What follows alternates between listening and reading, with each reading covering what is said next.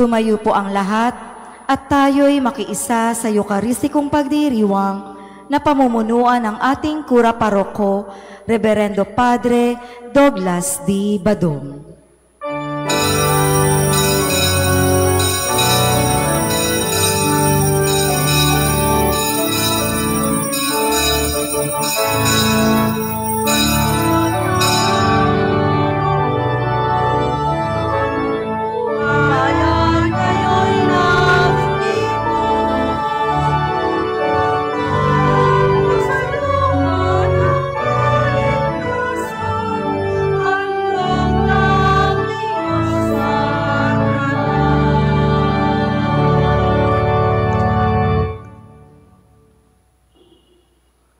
Sa ngalan ng Ama at ng Anak at ng Espiritu Santo. Amen. Ang pagpapala ng ating Panginoong Hesus Kristo, ang pag-ibig ng Diyos Ama, at ang pakikipagkaisa ng Espiritu Santo naway sumainyong lahat. At sumaiyo rin. Mga kapatid, aminin natin ang ating mga kasalanan upang tayo'y maging marapat gumanap sa banal na pagdiriwang. Inaamin ko sa makapangyarihang Diyos at sa inyo mga kapatid na lubha akong nagkasala sa isip, sa salita at sa gawa at sa aking pagkukulang. Kaya isinasamo ko sa mahal na Birheng Maria, sa lahat ng mga anghel at mga banal, at sa inyo mga kapatid na ako'y panalangin sa Panginoong ating Diyos. Kaawaan tayo ng makapangyarihang Diyos, patawarin tayo sa ating mga kasalanan at patnubayan tayo sa buhay na walang hanggan. Amen. Panginoon, kaawaan mo kami. Panginoon, kaawaan mo kami. Kristo, kaawaan mo kami. Kristo, kaawaan mo kami. Panginoon, kaawaan mo kami. Panginoon, kaawaan mo kami. Manalangin tayo. Ama naming makapangyarihan, niloob mong ang mahal na inang si Maria ay tumayong nakikipagtiis sa iyong anak na itinampok sa krus. Ipagkaloob mong ang iyong sambayanang kasalo sa pagpapakasakit ni Kristo kaysa ng ina niya ay marapating makapagdiwang sa piging ng muling pagkabuhay sa pamamagitan ni Jesucristo kasama ng Espiritu Santo magpasawalang hanggan. Amen.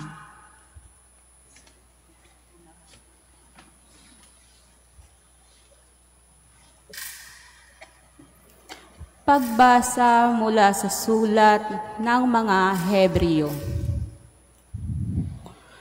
Noong si Jesus ay namumuhay rito sa lupa, siya'y dumalangin at lumuluhang sumasamo sa Diyos at makapagliligtas sa kanya sa kamatayan. At dininig siya dahil sa lubusan siyang nagpakumbaba. Bagamat siya'y anak ng Diyos, natutuhan niyang ang tunay ng kahulugan ng pagsunod sa pamamagitan ng pagtitiis. At nang maganap na niya ito, siya'y naging walang hanggang tagapagligtas ng lahat na sumusunod sa Kanya. Ang salita ng Diyos. Salamat sa Diyos. Poong Diyos na maibigin, ako'y iyong sagipin. Poong Diyos na maibigin, ako ay iyong sagipin. Sa iyo, O Poon, ako'y lumalapit, upang ingatan mo na hindi malupig. Ang aking dalangin, laging sinasambit. Iligtas mo ako, O Diyos na matuwid. Ako ay pakinggan, ako ay sagipin. Poong Diyos na maibigin, ako ay iyong sagipin. Tanging kublihan ko, ako'y ingatan, tagapagtanggol ko, aking kaligtasan, tagapagtanggol ko, aking kanlungan, ayon sa sabi mo, ako'y patnubayan. Poong Diyos na maibigin, ako ay iyong sagipin. O aking patnubay, ako'y iligtas, sa patibong nila at umang nabitag. Sa mga kamay mong habilin ko, buhay kong tagapagligtas kong tapat at totoo. Poong Diyos na maibigin, ako ay iyong sagipin. Subalit, o Poon, aking tiwala ay nasa isa iyo. Diyos na dakila, sa iyong kalinga, umaasa ako laban sa kaaway at ipagtatanggol mo at sa umuusig sa sino mang tao. Poong Diyos na maibigin, ako ay iyong sagipin. Ang pagpapala mo iyong ilalaan sa mga anak mong may takot na taglay. Kagilalas, malasin ninuman ang pagkalinga mo sa mga hinirang na nagngatiwala sa iyong pagmamahal. Poong Diyos na maibigin, ako ay iyong sagipin. Magsitayo po ang lahat. Awit tungkol sa mabuting balita. Ang inang nangungulila sa anak niyang nagdurusa ay nasa tabi ng krus. Ang puso niya ay nasugatan sa talim pinaglagusan sa pagpanaw ni Jesus. Sa lungkot, tigib ng luha ang babaeng pinagpala na ina ng Diyos anak. Puspos ng kapighatian ang inang maaasahan ng kanyang nililingap. Sinong hindi maaawa sa inang luha ng luha sa anak niyang namatay? Sinong hindi magsisisi sa pagtunghay na mabuti sa inang nalulumbay? Dahil sa pagkakasala ng lahat kaya nagdusa ang ating manunubos. Agaw buhay na namalas ng ina ang nililingap ng mahal niyang si Jesus. Ina naming iniibig, karamay kami sa hapis sa pagpanaw ni Jesus. Puso nami dumaramay sa taglay mong kalungkutan sa aming manunubos. Mahal naming inang birhen, kami ay iyong akaying damayan ang iyong anak. Ang sugat ni Jesucristo, gawin mo kaming kasalo ng may pagsintang wagas. Habang kami nabubuhay, gawin mo kaming karamay sa taniis ni Kristo. Kami ay iyong isama sa hirap at nagdurusa kasama sa Kalbaryo. Mahal na birheng huwaran, sa galak at kalungkutan, susunod kami sa iyo. Sa tiisin at tagumpay, sa krus at kaligayahan ng poong Jesucristo. Sa sugat ng manunubos, sa pagkapako niya'y sa krus, karamay niya kami. Ang hirap sa sanlibutan, sa langit may kasiyahan, kapag si Kristo'y katabi. Sa krus ni Jesus, kasalo kaya sa langit panalo, ang karamay niyang tapat. Sa pagpanaw sa daigdig, ipisan kami sa langit, upang laging magalak.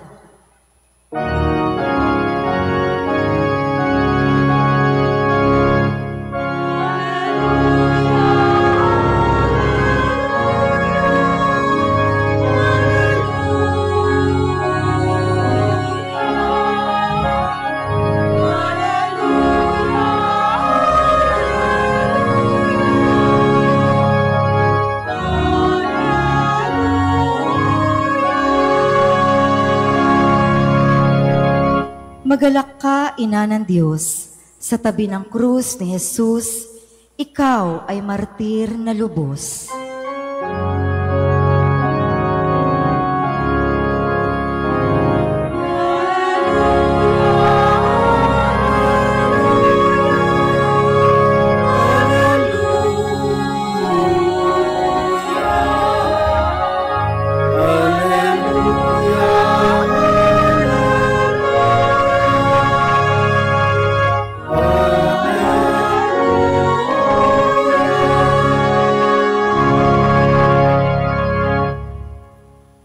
Sumainyo ang Panginoon. At sumaiyo rin.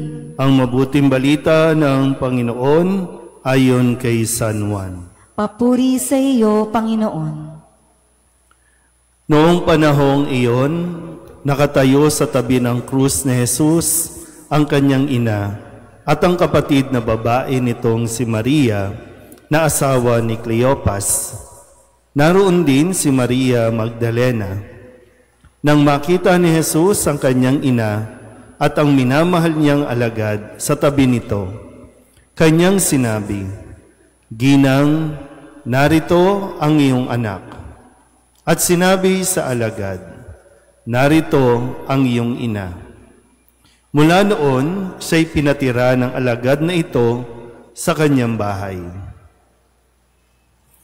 Ang mabuting balita ng Panginoon. Pinupuri ka namin, Panginoong Hesukristo. Isang magandang gabi po sa inyong lahat. Ngayon po ay Lunes ng ika-24 na linggo sa karaniwang panahon at ngayon din ay pinagdiriwang natin ang kapistahan ng Mahal na Birheng Maria na nagdadalam hati o paggunita kay Maria, ang Mahal na Birhen na nagdadalam hati. Bakit nagdadalam hati? No, isa ito sa 7 hapis ni Maria. At kung maalala niyo po, kahapon ay pinagdiwang natin yung pagtatampok sa krus na banal. At sa ating ebanghelyo, narinig natin yung tagpo kung bakit nagdadalamhati si Maria.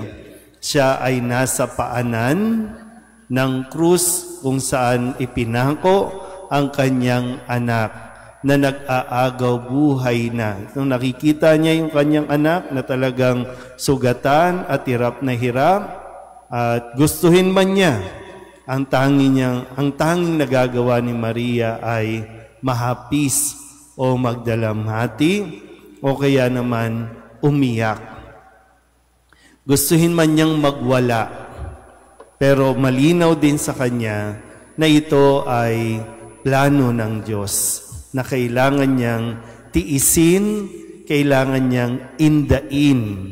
Ganon katindi, di ba? No? Siyempre, kapag yung mga nanay, kapag alam mong pinahihirapan, magkaiba rin yung nahihirapan sa pinahihirapan ng ibang tao at talagang maguhurimentado ka.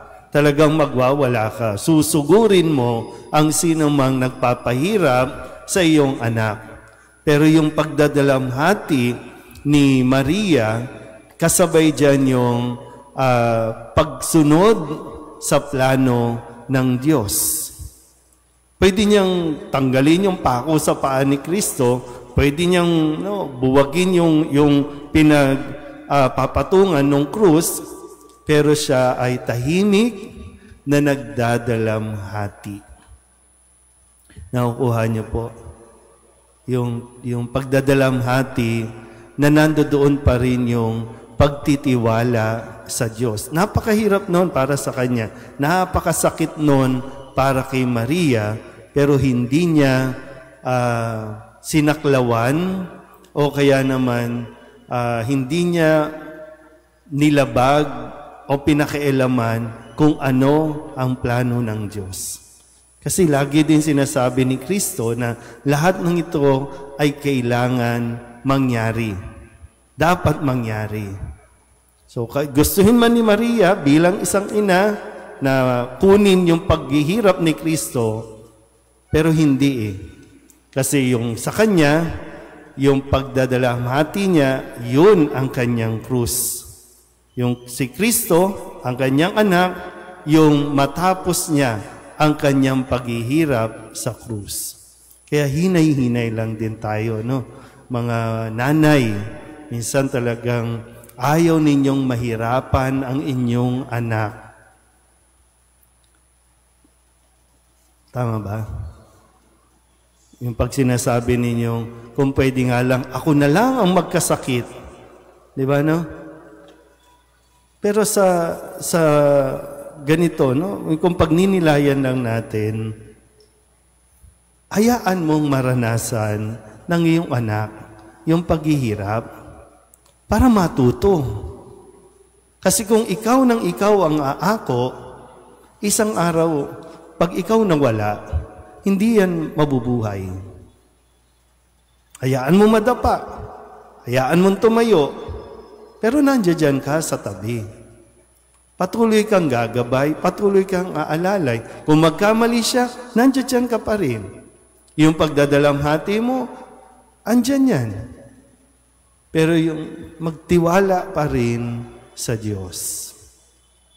At sa ating ding ebanghelyo, narinig natin yung paghahabilin ni Kristo sa kanyang ina, sa kanyang minamahal na alagad, at yung minamahal na alagad, inihabilin niya kay Maria sa kanyang ina. At yan ay patuloy na ginagampanan ni Maria. Inaalagaan niya, kinakalinga niya ang lahat ng mga alagad ni Kristo. Lahat ng mga sumasampalataya kay Kristo. Pero ang tanong, tayo ba? Sa tingin niyo po ay dumadagdag tayo? At kung nagdadalamhati si Maria ngayon, bakit kaya? Kasi sabi dito, di ba, simula noon, siya ay pinatuloy ng minamahal na alagad sa kanyang tahanan. Ibig sabihin, siya na yung bahala, yung pangangailangan, binibigay niya para hanggang sa kung ano man. Ngayon kaya, nagdadalamhati si Maria sa atin lahat. Kasi simba tayo ng simba, pero wala naman tayong pakialam sa ating kapwa. Simba tayo ng simba, pero wala tayong sinasabi sa mga nangyayari sa lipunan. Nagdadalamhati ang mahal ng Birheng Maria kasi maraming binabaha. Hanggang ngayon, binabaha pa. Nagdadalamhati din si Maria kasi ang daming wala ng konsensya. Nakaw dito, nakaw doon, na parang normal na ang magnakaw. Nagdadalamhati si Maria sa nakawang nangyayari. Nagdadalamhati si Maria sa mga pagsira sa ating kalikasan. Nagdadalamhati si Maria dahil sa mga tao ding walang pakialam. So, hindi lang tayo, di ba? Hindi lang tayo nandiyan dyan para tumitig, bihisa ang imahe ni Maria. Ano man yung concern ni Maria bilang ina, kailangan natin din tugunan. At ang concern ni Maria, magkaroon tayo ng pakialam sa isa't isa. Hindi yung pakikialaman mo ang buhay ng isa't isa, kundi magkaroon tayo ng pakialam. Naghihirap na, wala kang ginagawa. Ngayon, tahimik tayo. Pwede bang tumahimik ka na lang? Tapos ngawa-ngawa tayo? Tapos pipiliin pa rin natin yung mga magnanakaw? Pipiliin pa rin natin pagdating ng eleksyon na para bang walang nangyari? Nagdadalamhati ang mahal na Birheng Maria. Kasi hindi natin ginagawa yung ating mga responsibilidad ng tama at mabuti. Kaya mamaya, sana po, pagtapos ng misa, dumaan kayo sa imahin, sa larawan ng Birheng nagdadalamhati, at ipagdasal natin, na magkaroon din tayo ng lakas ng loob, na talagang magkaroon ng konsensya, at magkaroon tayo ng takot sa Diyos sa ginagawa nating panloloko, sa ginagawa nating kasinungalingan, sa ginagawa nating pagpapahirap sa ating kapwa. Yung wala kang ginagawa, yan din yung kasalanan natin. Yung dapat na nakikialam ka, pero wala kang ginagawa para mabago ang buhay ng ating kapwa, isang malaking kasalanan niya. Amen?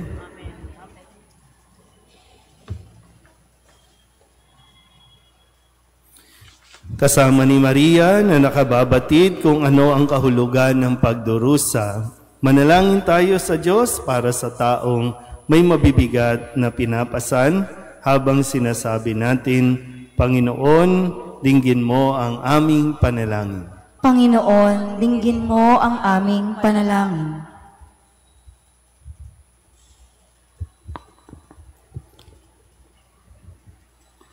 Ang mga nabibigatan dahil sa dalamhati at mga pagsubok, naway makatagpo ng kapayapaan at ginhawa ng loob habang pinagninilayan ang mga pighati ni Maria. Manalangin tayo sa Panginoon. Panginoon, dinggin mo ang aming panalangin. Atin nawan tanggapin ang mga pighati at pagdurusa sa buhay at makita ang presensya ng Diyos sa mga iyon. Manalangin tayo sa Panginoon. Panginoon, dinggin mo ang aming panalangin. Sa pamamagitan ng halimbawa ni Maria, tayo nawa ay maging matiisin sa pagdurusa at masigasig sa pagtupad ng mabuting gawa. Manalangin tayo sa Panginoon. Panginoon, dinggin mo ang aming panalangin. Sa gitna ng mga kahirapan at pagsubok sa atin sa araw-araw ng buhay, matuklasan nawa natin ang tunay na kahulugan ng buhay Kristiyano. Manalangin tayo sa Panginoon. Panginoon, dinggin mo ang aming panalangin. Ang mga nagdurusa dahil sa karamdaman, naway makatagpo kay Maria ng tunay na kanlungan at aliw. Manalangin tayo sa Panginoon. Panginoon, dinggin mo ang aming panalangin. Idulog din natin sa Panginoon ang ating mga personal na kahilingan at mga panalangin para sa ating mga pamilya, kasama din ang mga kahilingan ng mga nanonood sa online. Lahat ng mga misang pasasalamat, special na intensyon, agarang paggaling ng mga may sakit, tang lahat ng mga kaluluwa na inihiling na ipagdasal sa misang ito.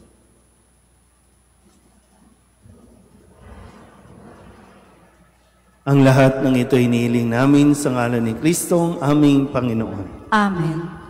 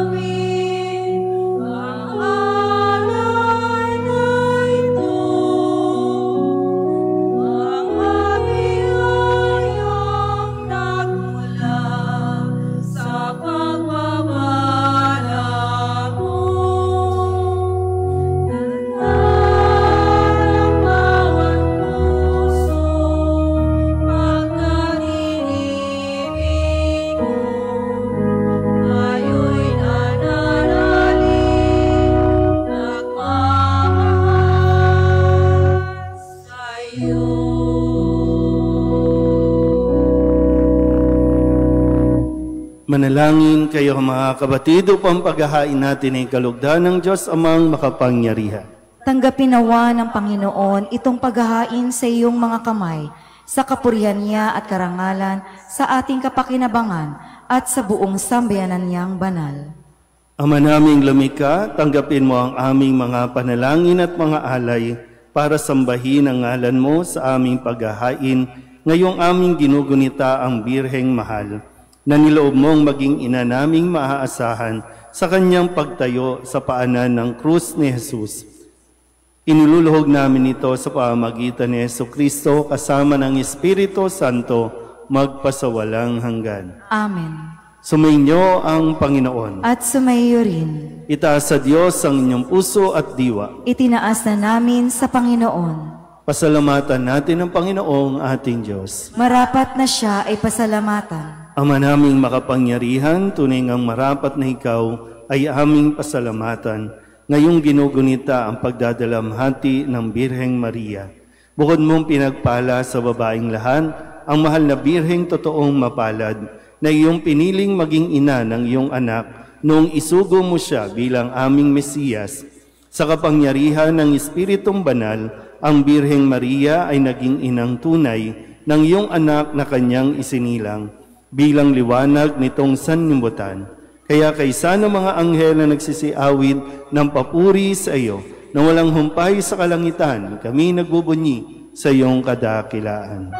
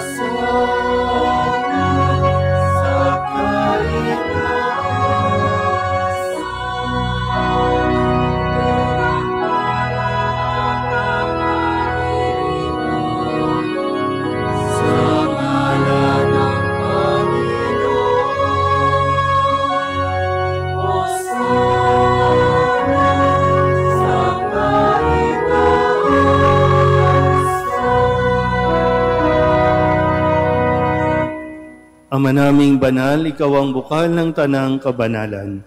Kaya't sa pamamagitan ng iyong Espiritu, gawin mong banal ang kaloob na ito upang para sa aming maging katawan at dugo ng aming Panginoong Hesu Kristo. Bago niya pinagtiis ang kusang loob na maging handog, inawakan niya ang tinapay, pinasalamatan kaniya, pinaghati-hati niya iyon, iniabot sa kanyang mga alagad at sinabi, "Tanggapin ninyong lahat ito at kanin, ito ang aking katawan na ihahandog para sa inyo."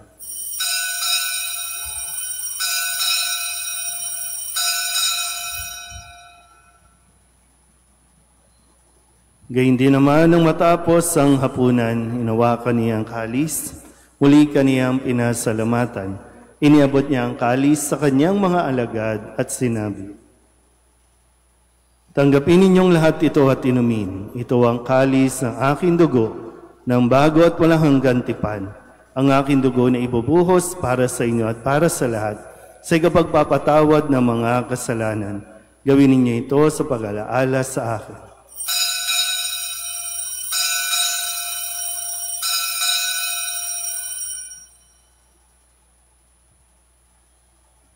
Ipagbunyi natin ang misteryo ng pananampalataya. Si Kristo'y namatay, si Kristo'y nabuhay, si Kristo'y babalik sa wakas ng panahon. Ama, ginagawa namin ngayon ang pag-alaala sa pagkamatay at muling pagkabuhay ng iyong anak. Kaya't iniaalay namin sa iyo ang tinapay na nagbibigay buhay at ang kalis na nagkakaloob ng kaligtasan. Kami napapasalamat dahil kami iyong minarapat na tumayo sa harap mo para maglingkod sa iyo. Isinasamo namin kami magsasalo-salo sa katawan at dugo ni Kristo ay mabuklod sa pagkakaisa sa pamamagitan ng Espiritu Santo. Ama, lingapin mo ang iyong simbahang laganap sa buong daigdig. Puspusin mo kami sa pag-ibig kay ni Leon na aming Papa at ni Jose na aming Obispo at ng Tanang Kaparian. Alalahanin mo rin ang mga kapatid naming nahimlay na may pag-asang sila'y muling mabubuhay, gayon din ang lahat ng mga pumanaw. Kawaan mo sila at patuloyin sa iyong kaliwanagan. Kawaan mo at paghindapating kaming lahat na makasalo sa iyong buhay na walang wakas. Kaysa ng mahal na Birheng Maria na ina ng Diyos, ng kabiyak ng puso niyang si San Jose, kaysa ng mga apostol at ng lahat ng mga banal, na namuhay dito sa daigdig ng kalugod-lugod sa iyo, may pagdiwang nawa namin ang pagpupuri sa ikararangal mo sa pamamagitan ng iyong anak na aming Panginoong Hesu Kristo. Sa pamamagitan ni Kristo, kasama niya at sa Kanya, ang lahat ng parangal at papuri ay sa iyo, Diyos amang makapangyarihan, kasama ng Espiritu Santo, magpasawalang hanggan.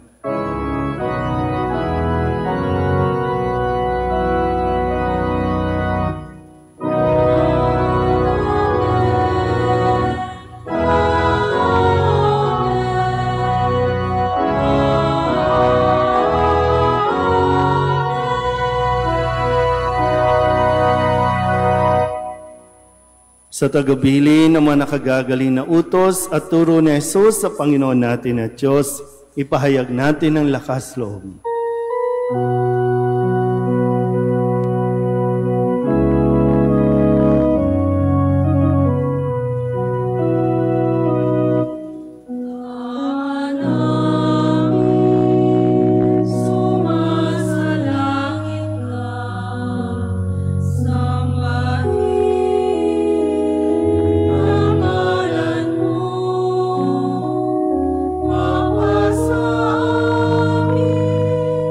Ang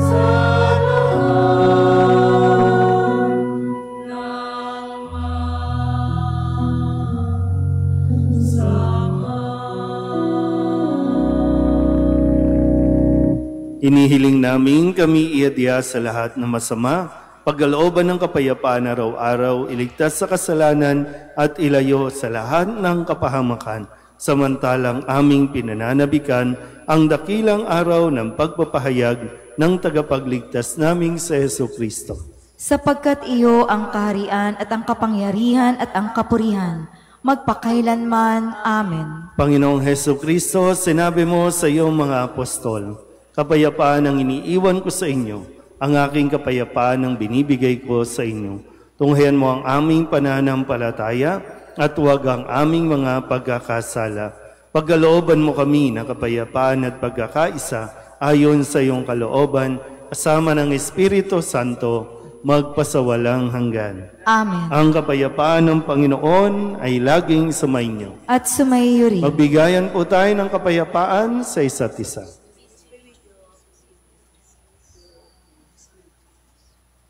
Kordero ng Diyos na nag-aalis ng mga kasalanan ng sanlibutan, maawa ka sa amin. Kordero ng Diyos na nag-aalis ng mga kasalanan ng sanlibutan, maawa ka sa amin. Kordero ng Diyos na nag-aalis ng mga kasalanan ng sanlibutan, ipagkaloob mo sa amin ang kapayapaan. Ito ang kordero ng Diyos. Ito ang nag-aalis ng kasalanan ng sanlibutan. Mapalad ang mga inaaniyahan sa kanyang piging. Panginoon, hindi ako karapat-dapat na magpatuloy sa iyo, ngunit sa isang salita mo lamang ay gagaling na ako.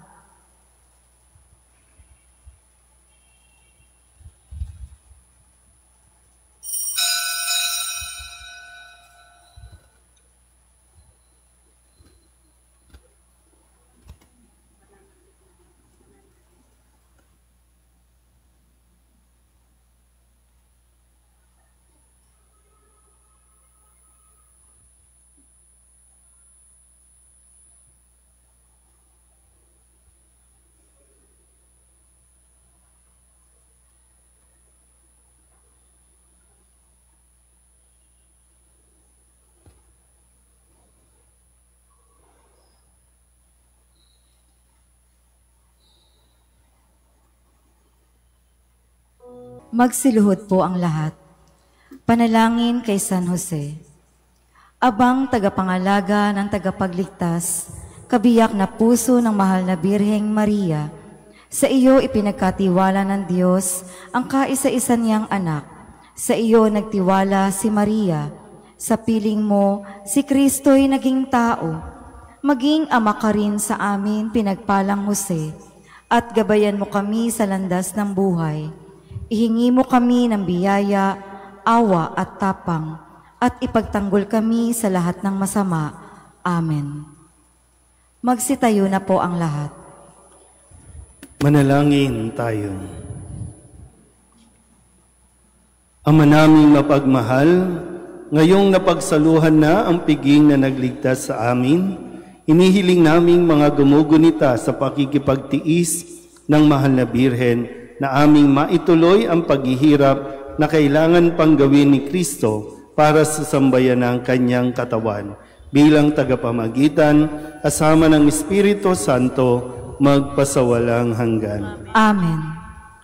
Paalala po, meron po tayong tinatawag na moral obligation sa ating lipunan, sa ating kapwa. Kung mayroon po mga legit na nag-o-organize ng prayer rally. Hindi po rally lang, kundi prayer rally, makiisa po tayo. Either mag-organize kayo na sumama doon, makiisa, para sumama sa pagdarasal, na sa ganon, mailigtas pa rin natin ang mga magnanakaw at patuloy na nagnanakaw sa ating kaban ng bayan. Hindi pwedeng parami ng parami ang naghihirap habang nilulustay ng ating mga lingkod bayan ang kaban ng bayan. Hindi pwedeng dagdag lang ng dagdag ng tax na sinisingil sa bawat isa sa atin, tapos ibubulsa lang nila. May utos huwag kang magnanakaw. At ang sino mang lumalabag dito, mortal na kasalanan, mapapahamak ito pagdating ng araw. Kaya, tutulungan natin sa pamamagitan ng pagdarasal. Hindi yung violenteng mga riot-riot, no, pwede nating ipahayag ang atin pong pagkadismaya sa isang mas tahimik na pamamaraan. Ipagdasal natin nang sa ganon mawala ang mga demonyo na dumidemonyo sa mga taong patuloy na nagnanakaw. So hindi tayo pwede rin basta tahimik ka lang, tapos iyak ka ng iyak dahil hindi ka makabayad sa ospital kung may sakit ka na, yung mga matatanda, walang matuluyan, yung mga mag-aaral, walang matuluyang mga classrooms, dahil sa dami ng mga projects na ginastusan, pero hindi naman natatapos, yung mga kalye na lubak-lubak, dahil sinasayang lang yung pondo. Mayaman ang Pilipinas, pero kinukuha lang ng iilan para saan? Para lang manatili sila sa pwesto. Aanin mo ang pwesto kung pagdating ng kamatayan, nasa impyerno naman, tayo din. Kasi, di ba? Tayo ang naglagay sa kanila, may bahagi tayo sa kasalanan ginagawa nila. Kaya sana po, no? Hinihikayat ko kayo bilang pastol ng parokyang ito, makiisa tayo sa panalangin. Kaya kung mayroong mga prayer rally, makiisa po tayo dito para maiparating natin sa kanila na hindi tayo natutuwa at hindi natin ikinatutuwa na sila ay mapahamak ng tuluyan. Sumainyo ang Panginoon. At sumaiyo rin. At pagpalain kayo ng makapangyarihang Diyos, Ama at Anak at Espiritu Santo. Amen. Tapos ang banal na misa, humayo tayo sa kapayapaan ni Kristo. Salamat sa Diyos. Magandang gabi.